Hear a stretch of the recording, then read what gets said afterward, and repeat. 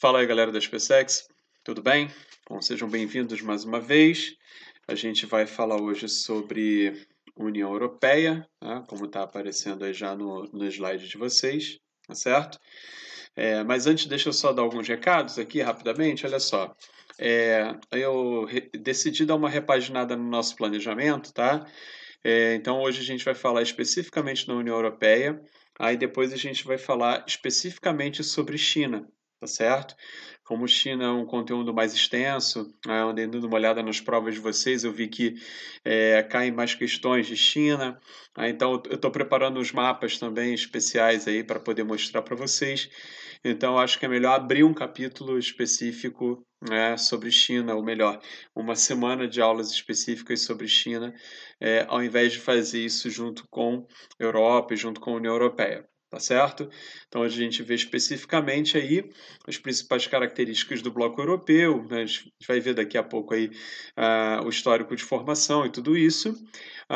E depois, inclusive, né, eu vou gravar uns vídeos extras para vocês para falar dos separatismos, tá? Na Europa, a formação dos países pós-Guerra Fria, que não é muito comum de aparecer nas questões, né, das provas de vocês, se vocês olharem, não aparece com muita frequência, mas por desencargo de consciência, a gente acha importante a gente gravar uns videozinhos extras para falar disso, tá certo? Então, olha só, mostrando aqui os slides. Primeiro, o mapa, né, constituinte aí da União Europeia. Aqui hoje tem 27 membros, tá certo? É, juntos aí eles formam um PIB de 16 trilhões de euros aí aproximadamente, tá? Um pouquinho menos do que isso, o que é a segunda economia do mundo, que faz da União Europeia a segunda economia do mundo, atrás somente dos Estados Unidos. Eles reúnem um total aí de 513 milhões de pessoas, é mais do que os Estados Unidos, mas ao mesmo tempo é menos do que a China, a, menos do que a Índia. A Alemanha é a maior economia, a maior população é a maior economia, são mais de 80 milhões de alemães aí, e a Alemanha é a quarta maior economia do mundo, né, ficando atrás de Estados Unidos, China e Japão, e é a maior economia da Europa já há algum tempo, inclusive. Tá? Bom, é, essa é a zona do euro, uma coisa importante, a gente que tem 19 membros, uma coisa importante da gente lembrar é que nem todos os países que fazem parte da União Europeia fazem parte da zona do euro.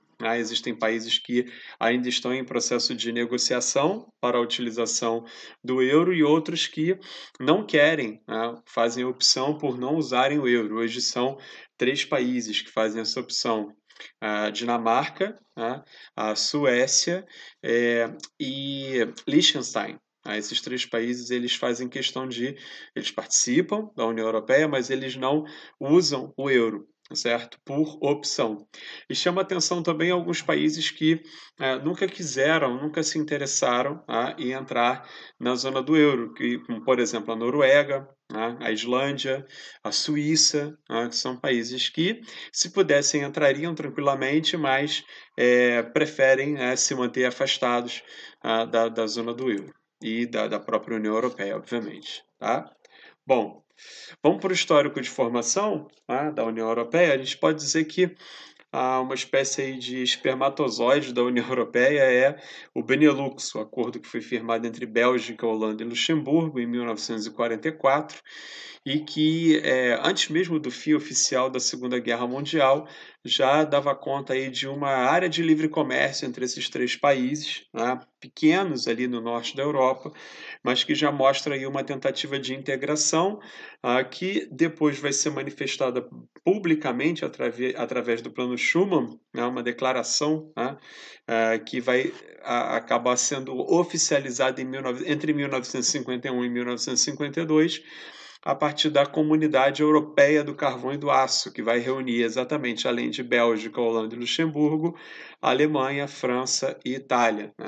E é exatamente a partir aqui da Comunidade Europeia do Carvão e do Aço que vão começar na verdade, a Declaração Schuman e a Comunidade Europeia do Carvão e do Aço já apontam aí para um discurso de recuperação da economia europeia pós-Segunda Guerra através da integração. tá certo? Através da integração entre os países. Lembrando que essa integração ela não significa, em nenhum momento, o fim dos Estados nacionais. Tá certo? A gente vai ver daqui a pouco numa questão que aparece aí na prova de vocês, uma das opções chega a sugerir o fim dos Estados nacionais, mas isso não é verdade, né? A gente não, o surgimento de novas instituições não elimina os Estados nacionais. A gente sempre diz que a União Europeia ela deve combinar a soberania dos Estados nacionais com a eficiência das instituições transnacionais. Tá certo? Então, olha só, continuando aqui no histórico de formação, o Tratado de Roma, né, que entre 1957 e 1958 é que vai institucionalizar, é que vai balizar mesmo as regras que ao longo da segunda metade do século XX vão avançando para a formação da União Europeia. Então, olha só, no Tratado de Roma fica aqui combinada a criação da Comunidade Econômica Europeia, né? A Comunidade Europeia de Energia Atômica, tudo bem?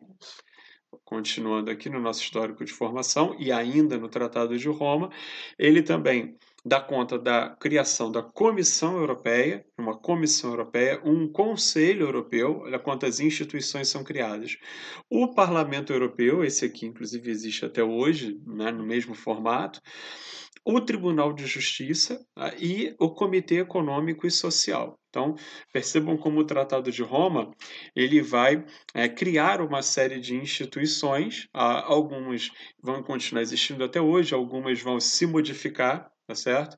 Mas a ideia é justamente tentar criar essas instituições que vão nortear a política econômica, a política social, enfim, a integração europeia que vai estar acontecendo aí ao longo dessa segunda metade do século XX, tá certo?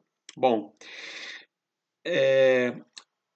em 1965 vai ser assinado o Tratado de Fusão, né, que eles chamam que é o Tratado de Bruxelas. Tá?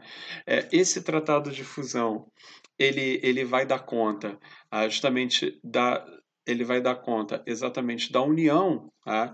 É um acordo que vai entrar em vigor em 1967, tá? Então, que vai estabelecer um conselho único e uma comissão única para as três comunidades europeias. Para a Comunidade Econômica Europeia, que foi criada lá em 1952 no Tratado de Roma, para a Comunidade Europeia do Carvão e do Aço, tá?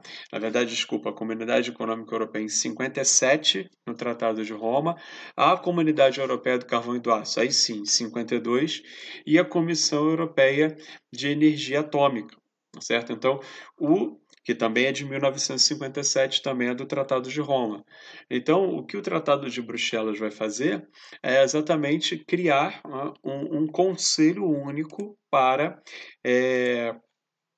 gerenciar essas três instituições, tá certo? Por isso que ele também é conhecido como Tratado de Fusão, tranquilo? Que ele vai fundir não as instituições, mas vai criar um conselho único para elas, certo? Bom, aqui aparece o espaço Schengen, que vai ser criado em 1985, através do Acordo Schengen, que é uma cidade que fica em Luxemburgo, e a ideia é criar uma área de livre circulação de pessoas dentro da Europa, dentro da comunidade europeia, tá certo? Para que todos os cidadãos da comunidade europeia possam circular como turistas por todos os países membros. Então, o espaço Schengen, ele inclusive funciona como se fosse um acordo à parte da União Europeia, tá certo? Porque fazem parte do espaço Schengen, como vocês vão ver aqui no mapa, países como a Noruega, a Islândia, a Suíça, países que Liechtenstein, que está aparecendo aqui pequenininho, que são exatamente países que não fazem parte da Europa, mas fazem parte do espaço de livre circulação de pessoas. Tudo bem? Mais um acordo aí no sentido da integração. E em 1991 vai ser assinado, na verdade, em 92, né? Os acordos e as assinaturas eles vão elas vão acontecer entre 1991 e 1992. Vai ser assinado esse Tratado de Maastricht, em que vai ser criado o mercado comum europeu. Ou seja, é mais um degrau que a Europa sobe em termos de integração econômica. Em boa medida, ela já era uma área de livre circulação de comércio, né? Uma área de livre comércio, mas com o Tratado de Maastricht, tá? Passa a ser também uma área de livre circulação de trabalhadores, tá certo? Perdão. Então, essa área de livre circulação de trabalhadores criada em Maastricht, além de várias diretrizes para segurança pública e política externa que também vão ser criadas aqui em Maastricht, tá? Acordadas em Maastricht. 1º de janeiro de 2002 é uma data também muito importante para a União Europeia, que é quando acontece o início da circulação do euro, a moeda única. Na verdade, as bases para a criação do euro ela já surge aqui em Maastricht, mas ele não começa a ser utilizado já aqui. Ele começa como uma moeda de circulação de mercado financeiro apenas, e aí só em 2002 é que ele começa a ser usado efetivamente, tá? E em 2004 vai acontecer a maior e mais significativa expansão da União Europeia, tá? Que é justamente quando os países do leste europeu vão entrar, tá certo? Inclusive ex-repúblicas soviéticas como Estônia, Letônia, Lituânia. Tá? Então vão entrar 10 países ao mesmo tempo. A Europa tinha 15 membros, vai passar a ter 25. Tá? Em 2007 esse número ele ainda é completado com Bulgária e Romênia, então passam até aí 27 países. Então vai ser uma expansão muito significativa, exatamente por conta do tamanho e por abrigar países do antigo leste europeu e até as repúblicas soviéticas. E o último tratado que, sem dúvida nenhuma, vale a pena citar é o Tratado de Lisboa, em 2007, porque ele aprofunda, em boa medida, as regras da União Europeia. Tá certo? Vou dar uma paradinha por aqui, tá? Para a gente poder voltar no próximo vídeo.